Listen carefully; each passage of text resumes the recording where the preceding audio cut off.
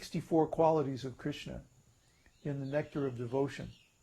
And then it's described how other personalities of Godhead, even up to Balaram, can have even a maximum of 62 of those 64 qualities. Balaram is almost like Krishna, but he doesn't play the flute, and he doesn't have these beautiful pastimes with Radha. Right?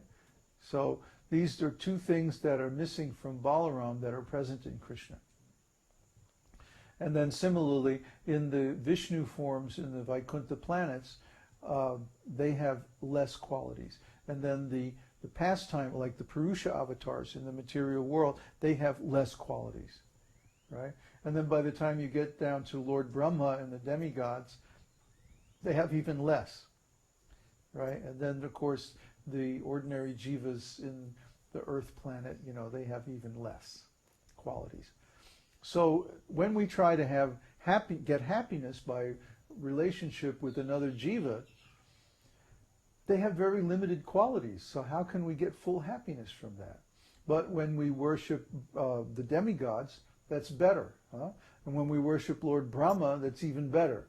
And then when we worship the super soul, because he's Vishnu, he has, finally, we're worshiping someone with all the qualities of the personality of Godhead.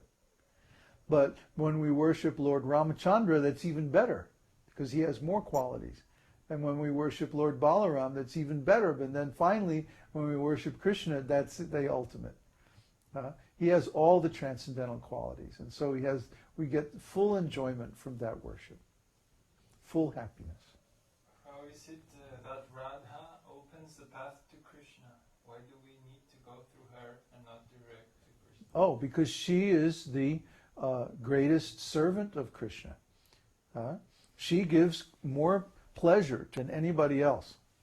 So if we serve her, it's just like, for example, let's say you wanted to see the president. Right? I don't know why you'd want to see the president. But let's say you wanted to see the president. I know why you want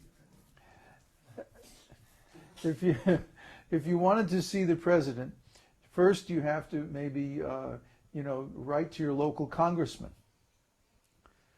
and then maybe you meet your congressman, and then he introduces you to the senator, and then the senator introduces you to somebody in the cabinet, and then you get an invitation to go to the White House, and then maybe you can meet the president. You have to go step by step. You can't just go directly to the president. If you knock on the White House gate, hey, I want to see the president, get lost. You have to go through some connections higher and higher and higher.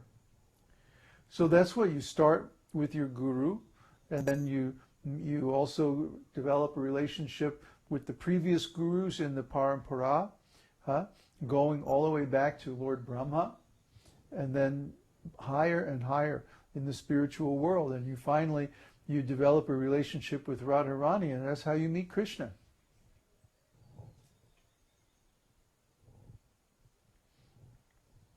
Now somebody's going to ask, how do you develop your relationship with Radharani? Right? No, this one. You already know? Yeah. How? Yeah. Chant Hare Krishna. Well, no, it's through Lord Chaitanya. Because Lord Chaitanya is in the mood of Radharani. See? And Gadadhar is directly Radharani herself. This is very confidential. Gadadhar is Radharani's mood, the incarnation of Radharani's mood.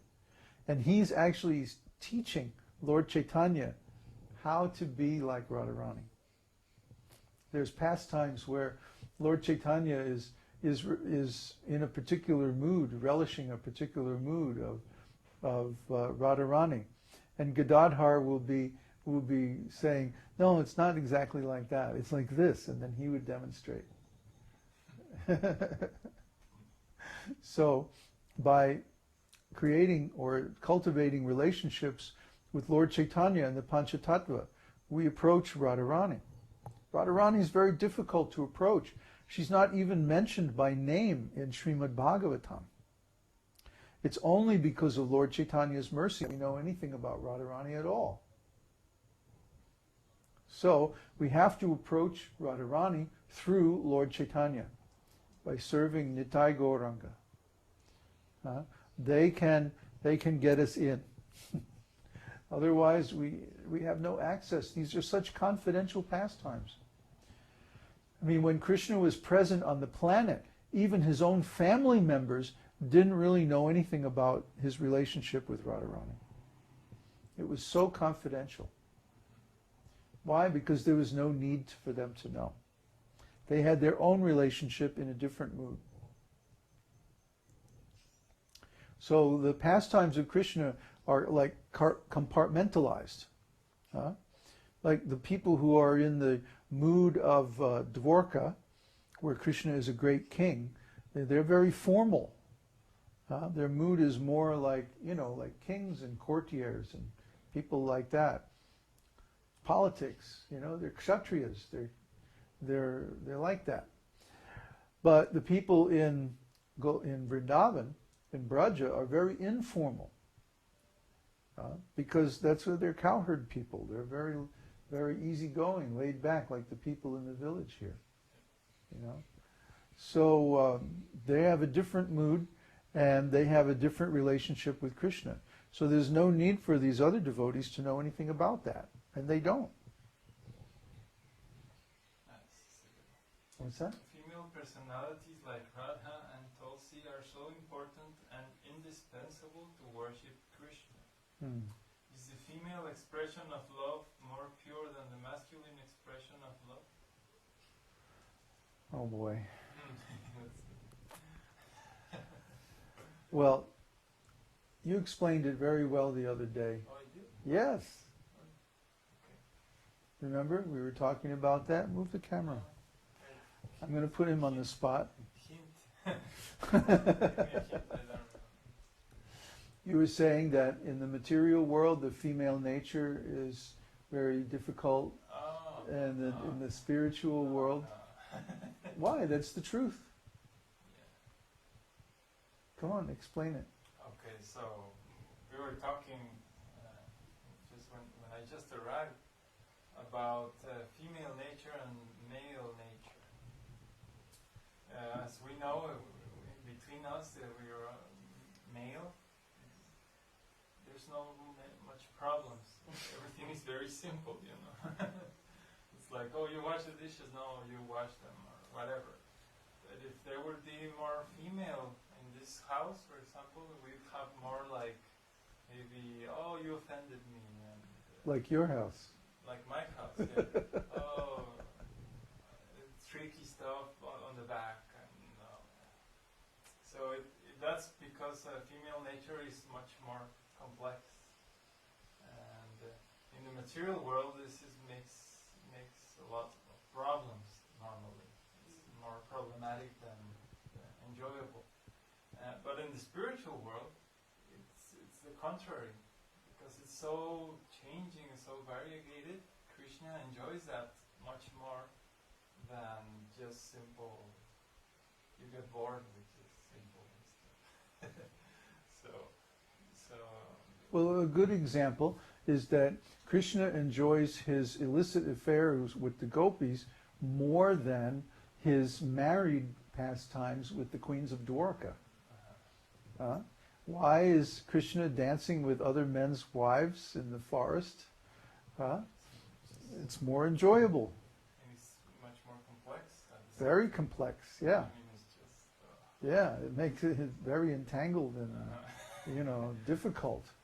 And then, they have to get up early in the morning and sneak back in the house before anybody finds out they're gone. And, it's very difficult. Supreme intelligence to solve.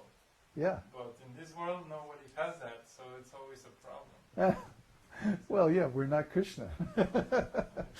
Krishna likes a challenge. Yeah.